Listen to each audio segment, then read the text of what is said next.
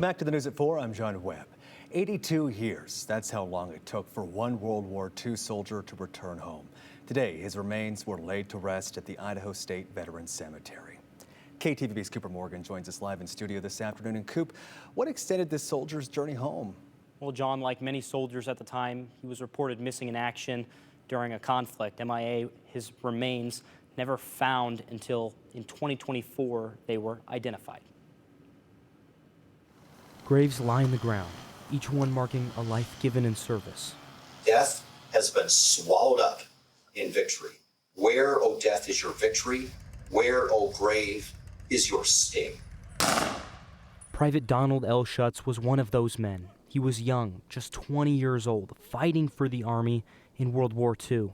But on a day much different than today, on a cold January in 1944, he and his division were sent to Italy to dislodge German positions. In that effort, he paid the supreme price by laying his life on the altar of freedom. He was among thousands who perished in that campaign. Somewhere near Cisterna, Italy, Schutz was killed, last seen lying unresponsive in a field 3 miles north of Campoamorto. The ultimate sacrifice. This is why we are speaking English today and not Japanese or German, or answering to a tyrant or a dictator. But he never got to come home. His remains never identified. Just a declaration of death from the War Department.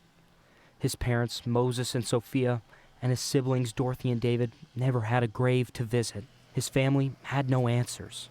That changed in March of 2024 when the Defense Prisoner of War Missing in Action Accounting Agency announced it identified Schutz's remains.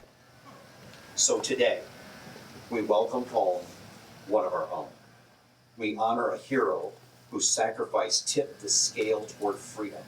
It's part of a promise the U.S. makes to its service members. Never leave a fallen comrade behind. 82 years later, the sound of taps finally echo.